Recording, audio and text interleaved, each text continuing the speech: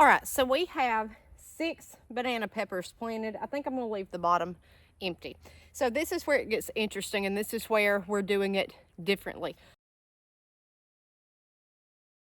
Hey y'all, welcome back to Homestead. So guys, it is a cool day here in central Alabama, but we are getting ready to plant some warm weather crops. You can see my brassicas and cool weather crops all throughout my no potting mix bed here. I want you to see the soil. This is how loose it is. And look at that, what I just pulled up. If you can see right there, huge earthworm. I have never seen as many earthworms as I ever have in this bed. So today I want to talk to you guys about gardening like you've never gardened before. We're trying this year and I think it will work. I've not seen anybody do this. I've just kind of come up with it on my own. If it fails, then I'm to blame. So what I'm going to do is plant some sweet banana peppers here. Now we had to buy these, and we had to buy red tomatoes a good bit because we had a total failure with our seeds this year, seed starting. So we had to buy those today. We got a good deal on them and we're going to plant them. Well, I've got all this broccoli, cabbage, peas, everything. You can see some sweet peas, English peas down here in the bed. The other day I did a video on radical gardening and I showed you intercropping with companion plants. I was showing you how to plant lettuce at the base of the tomato plant. That way it would shade the roots and hopefully be beneficial to each other. I'm going to do the same thing with these sweet peppers. What I'm going to do is plant all of my peppers here. I've got 7 holes laid out. I've got a 6-pack. We may plant a bell pepper at the very end. All sweet peppers are compatible. Just don't mix hot and sweet because then you could get a mixture for both as far as the taste. And what I'm going to do is go back in between these and around these and plant other things. So let's plant these peppers first. I've got my little trowel here and I don't even need it for this. I really don't. This is just good organic matter. As a personal preference, I always add triple 13 fertilizer. That's just me. I like to add some. So I've got some here. I'm gonna add a little bit. I probably don't need it in this bed. I understand that, but I just feel better adding some. I've covered it up. I don't want my roots touching the bottom of that at all. And I'm going to try my best to get a pepper out of here. I may have to cut this.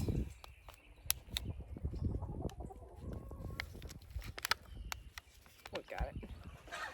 Very good root system.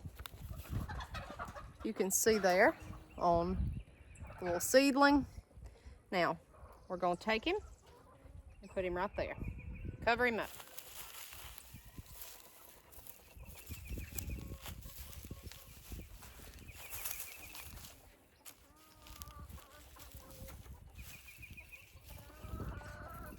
We've got everything, ooh, there's a piece of plastic. We've got everything in here from hickory nut shells to twigs to bark to, ooh, I have never seen so many earthworms ever. They're helping this soil, and that's the good thing.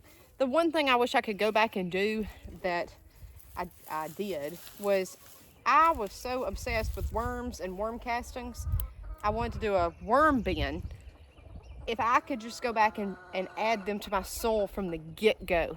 To me, it's better if they're working the soil. They're aerating the soil. They're leaving those worm castings behind. To me, it's better to have them right in here instead of taking their product and putting it in the bed for fertilizer. So, I'm just going to keep mounding because this is so loose. We're going to really, there's what's left of a pea. And by the way, they say pea roots are shallow. I don't know if this bed, because it's done so well, my ducks ate this one. I want you to see the pea root here. That is not that shallow to me. I've had tomato plants with roots smaller than that. So that's what a good fertilized bed will do. Root systems that deep. So anything that's went on like that, I just throw it in there and let it decay.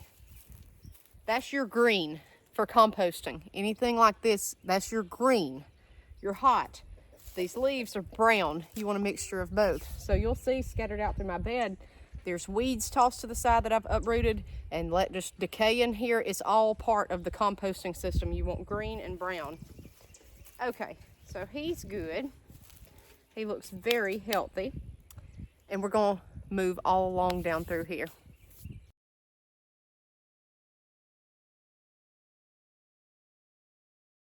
All right, so we have 6 banana peppers planted. I think I'm gonna leave the bottom empty.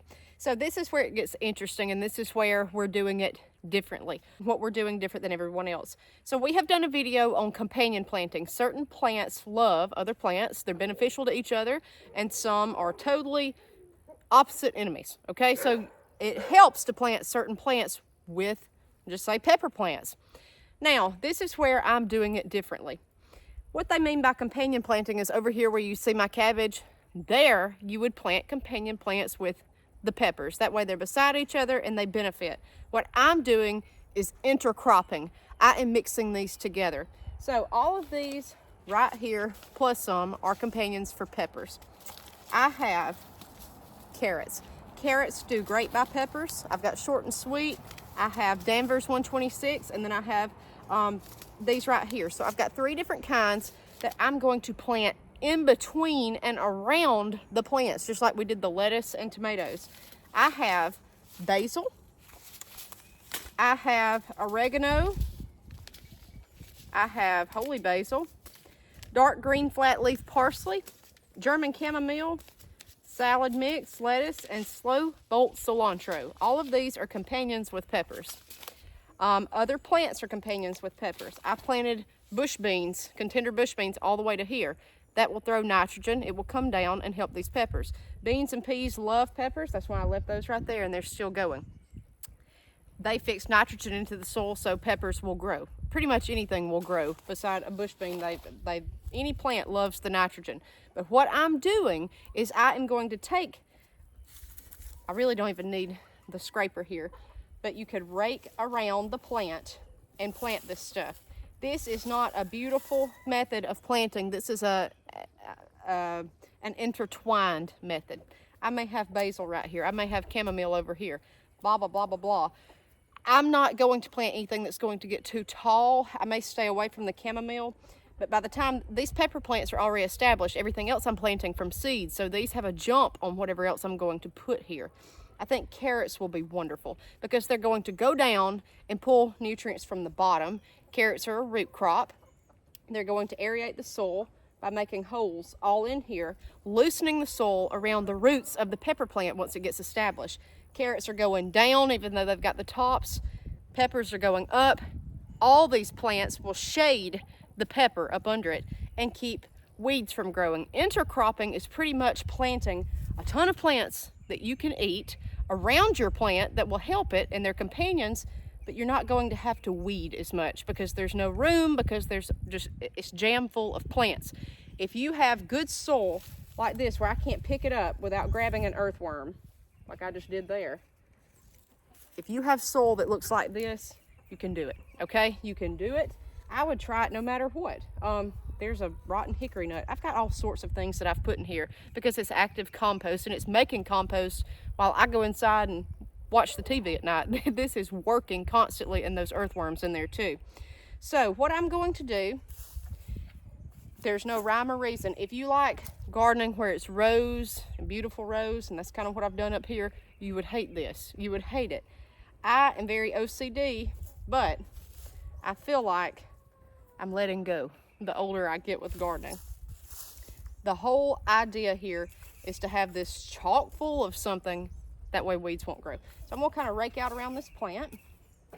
Now you kind of have to stop where you're doing it to be able to walk through here and harvest your plants. I can walk on the outside, but I do like to walk inside my bed, so I'm gonna kind of stop where I mounted it up. I've raked through this, just like that, and let's plant some carrots. So let's try the short and sweet. And these are 68 days to harvest. This is probably going to take about 90, so I think we're good there, okay? You also want to look at the harvest time too. Now we talked about companion planting before. Do not plant carrots and dill together. All right, so I'm going to take my soil and just kind of scrape it up like that, pat it down,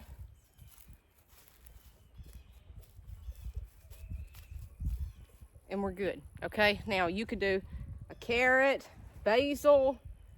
You could rotate all around the plant. Guys, this is using every inch of space in raised bed gardening to get the maximum harvest. And the way you can do this by intercropping is planting plants together that help each other. That's the only way you're gonna get away with it. So over here, let's see, I'm still gonna do some carrots. And you want them right on the plant. I mean, right on it. So let's go back with these. And if you go over into this area, it's fine because you're covering it up as you go, okay? Take it. Earthworm. I mean, guys, that's good stuff. I'm gonna cover you back up, Mr. Worm. Okay, very good. And if you've ever seen just plants in the wild, guys, or you've had something sprout that really wasn't even covered, don't get too worried about covering it or if you've messed up. I started this intercropping when I did my poor man's raised bed, our edible landscape I did. Carrots, bunching onions, kale, I just mixed it all together. It's all germinating. It's beautiful, beautiful, beautiful. And it's gonna work. Okay, so right there we've got carrots. Now in this little hole, you can see here, right there, I'm gonna plant some stuff here on the very edge. The edge is always good for a taller plant. That may be where I want chamomile, over in here. I think, let's try some cilantro on the edge.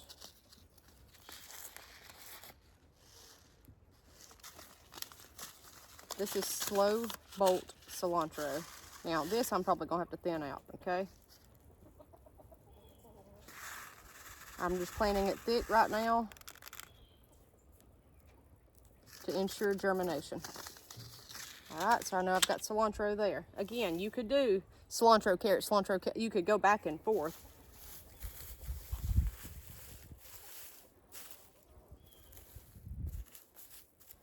And that's kind of what you'll end up doing if you have to scratch from one side to cover the other. You may have a carrot over here or something like that. This is good too with peppers, especially all the companion plants for peppers. It's great for salsa, cilantro, basil, things like that. Think of salsa. They do well together. Over here, I'm gonna keep going with the carrots all through here. And carrots are great in some kind of bed like this where the soil is so loose, they'll form carrots. If you're using compact clay soil, you're gonna have a harder time of getting a good carrot harvest. So I'm just trying to kind of weed out as I go. All through there. Okay, this is Danvers 126.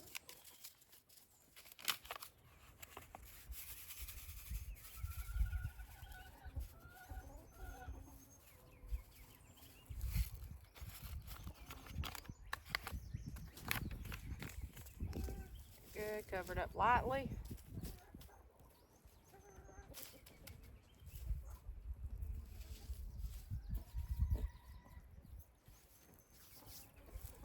Pat it in.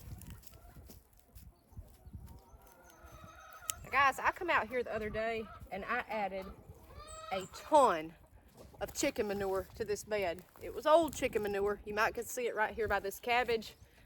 Looks beautiful, beautiful, beautiful. I've learned that that's, hey, just go on with it. Make sure it's not fresh and it'll do fine. All right, so we've got cilantro down here at the very bottom. Then I started my short and sweet carrots, and I have Danvers all the way to the last banana pepper plant. Guys, so I'm at the base of the last pepper plant here. Got all this loose soil to work with, and I've got bush beans all the way to here, right here by the plant. I've got cauliflower all through there. This is kind of on the edge, and we're gonna plant something else. So right here by this last banana pepper. So I'm gonna take them all through there, because I just want a good carrot crop. Just like that. No rhyme or reason to it. So we've got Danvers and then the short and sweet. And Danvers is an 8-inch root, so they're going to be pretty large carrots. We'll see if this works. Take your soil, cover lightly, okay? Just cover lightly all through here. Pat it down, and I've kind of got a line right there where I want something else. But if they intertwine each other, that's fine with what I'm planting next. Again, this is intercropping. You can see one of my radishes there. Okay, next, let's plant oregano all through here, just like that. Very good. Last year I had sunflowers here. It was great. It was wonderful. The problem is I am so used to planting everything in rows instead of making the most of my soil, and I think this will be fine. This is Italian oregano, and if you can see the seeds there, if you can see in the camera, they are micro tiny. So I already know this whole pack is going to go here, and I'm going to have to thin it out. That's okay. So we've got cilantro, carrots, oregano, and I'm going to plant some basil all right here with these peppers. That's the beauty of this.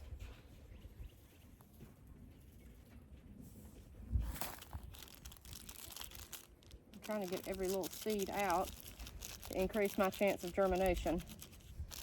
Okay, that's good enough. There's the oregano.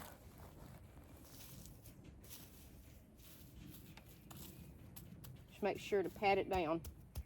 Now, over here, I'm gonna kind of pile that up around that cauliflower plant. Just kind of scratching through the soil.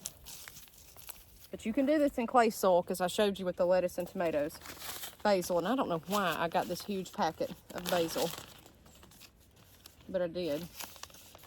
So, I guess I was expecting to plant a lot. So, if you can see there. All right, I'm gonna take a few seeds. We're just gonna sprinkle it like that and call it Merry Christmas and be done, okay? So I'm gonna take it and just cover it up, rake on top of each other, pat it down. It's gonna be mixed in with that oregano, that's fine. The main thing, just know that you've got something planted there before you walk all over it, guys. That's it, that's intercropping. Use your companion plants in between each little plant. If I had known in between all the cauliflower, I would have planted lettuce. And I probably still have time. I may come out here today and plant more lettuce in between each one. The cauliflower is taking longer than broccoli and the cabbage. I've got broccoli heads right now. Cabbage looks beautiful. It's forming heads. Cauliflower, I've not seen anything. So I may go back. Or guess what? I may plant radishes up under those, all around them. Intercropping with companion plants. Or, here's something else. Cauliflower doesn't get along with most summer crops, but I could plant bush beans there all around each one and have them starting to come up. That would be an idea. Bush beans like sun though. Lettuce wouldn't mind the shade all around here. So I think I'm gonna go back and plant lettuce in between each one and around it, around the base of it. That way it'll cast some shade. If you can see here, look at the peas going all along the kale and the cauliflower all through there. I was worried it would be too close. It doesn't seem to be to me at this point. I think it's doing fine. But the peas are throwing nitrogen to these plants, so they're doing well. It does not hurt. You can see over here in the other garden, everything's looking beautiful. It's just everything is doing so great this year. Guys, don't think that everything has to be in one single row. Now, if you don't like a weed, you like space, you like to, things like that, and I was for a while, then plant it in rows, plant it far apart, do the spacing requirements. What I'm doing is just taking a risk in my own garden to see if I can cram more in here, but I'm learning the longer I garden. When you cram stuff in here, you've got to be able to have good soil for fertilizer, or either each plant must help each other. Beans, you could throw around anything. People plant pole beans at the base of corn to run up. That way the pole beans will fix nitrogen into the soil while they're running up. And that's kind of where I got this idea. The Three Sisters garden is really the first intercropping that I can think of. Beans help the corn. Corn are heavy feeders. They love nitrogen. The beans throw it off. Pumpkins shade the base for weeds. Anytime you have something to shade, you can throw lettuce up under there. Lettuce does great with corn. It helps shade the base. Corn likes a shaded base, but it's a heavy feeder. Lettuce takes no requirements. You could slap lettuce anywhere. So even in this Alabama heat, we're doing well with lettuce tucked in behind all these plants. Only thing I'm worried about, snakes curled up somewhere where it's so cram-packed. That I'm worried about a little bit, but I'm going to pull back each plant with this and then pick out from up under there, because I don't want to put my hand where I can't see. That's the only thing I don't like about this. Otherwise, guys, this is gardening like you've never known before. Get out here, cram those beds full. Quit listening to it has to be spaced so far apart too. That's true to a certain degree, but the plants themselves may need to be spaced so far apart, like I've got mine. But if you go a little bit closer, it's okay, especially if you can fertilize it or you've got good soil. And they never tell you what you can plant in between each plant in the meantime. So that's why I'm doing this today. I think it's going to work. We'll see you guys next time on Harmon Homestead.